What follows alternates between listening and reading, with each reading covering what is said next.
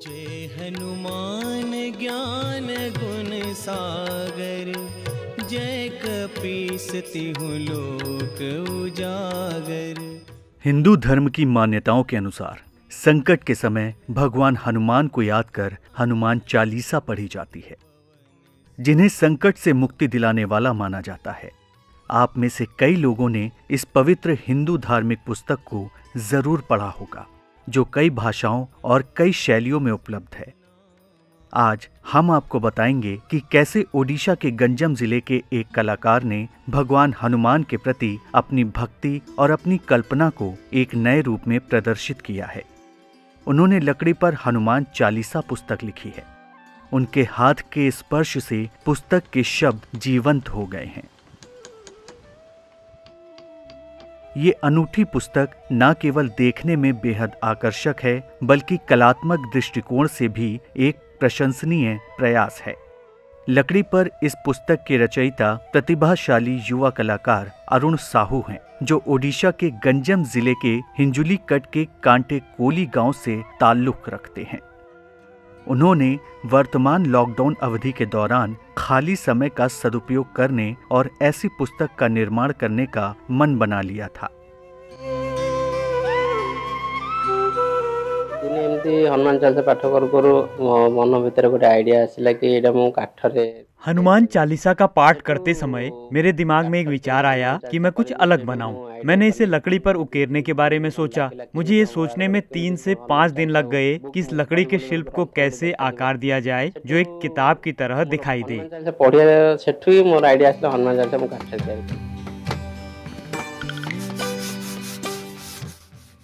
मूल रूप से गोस्वामी तुलसीदास द्वारा लिखित हनुमान चालीसा के प्रत्येक दोहे और चौपाई को लकड़ी से बनी इस पुस्तक पर उकेरा गया है।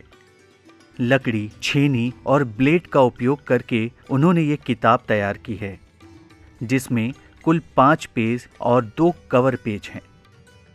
भगवान हनुमान की छवि को सुंदर तरीके से दोनों मुख पृष्ठों पर चित्रित किया गया है।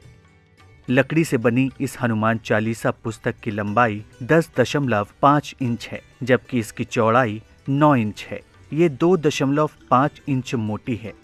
अरुण को इस किताब को हिंदी और उड़िया दोनों भाषाओं में बनाने में करीब 1 महीने का समय लगा।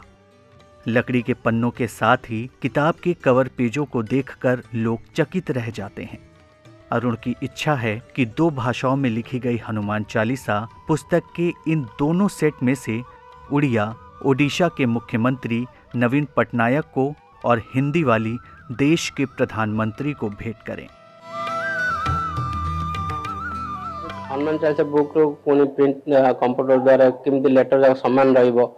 अक्षरों के उचित आकार को बनाए रखने के लिए अक्षरों को डीटीपी में मुद्रित किया गया था और तदनुसार काट दिया गया था। 5 पृष्ठ हैं, सामने के कवर और पिछले कवर को मिला दें तो 7 पृष्ठ हैं। केवल हनुमान चालीसा पुस्तक ही नहीं, बल्कि अरुण छेनी से लकड़ी को उकेर कर कलात्मक कृतियों का निर्माण भी करते हैं। उनकी कृतियों में लकड़ी का ताजमहल, फ्रांस का एफिल टावर, ओडिशा विधानसभा भवन शामिल हैं। प्रसिद्ध बौद्ध स्थल धौली, इंडिया गेट, ओडिशा का नक्शा और कई अन्य सटीक चित्र सभी लकड़ी से बने हैं। वो अपने अद्वितीय कलात्मक कार्य के लिए हर तरफ से प्रशंसा प्राप्त कर रहे हैं। उन्हें अपने कार्यों के लिए राज्य और राष्ट्रीय स्तर पर इतने पुरस्कार मिले हैं कि उनका नाम इंडिया बुक ऑफ रिकॉर्ड्स में दर्ज हो गया है। उनकी इस उपलब्धि पर उनका पूरा परिवार बेहद गौरवान्वित महसूस करता है। Hello India gate.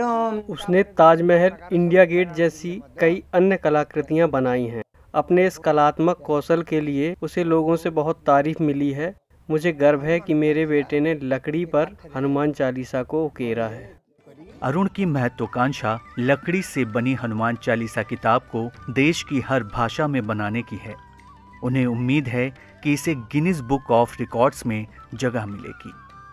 आगु को मोर लक्ष्य अछि कि आम इंडिया रे जेतिक भाषा प्रचलित अच्छे सब मैं विभिन्न भारतीय भाषाओं में लकड़ी में हनुमान चालीसा तराशना चाहता हूँ। मुझे आशा है कि विभिन्न कलाकारों के दुर्लभ कलात्मक कार्यों को प्रदर्शित करने के लिए एक संग्रहालय बनाया जाएगा।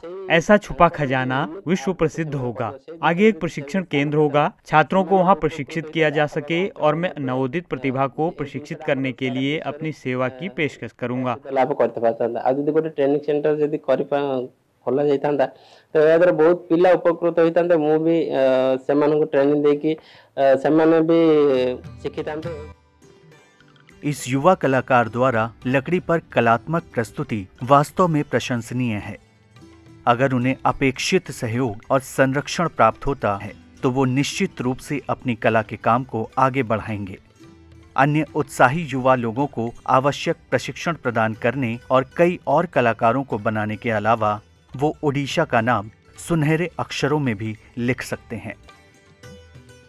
Bureau report, ETV Bharat. 2400 घंटे लगातार खबरें देखने के लिए डाउनलोड करें ईटीवी भारत ऐप।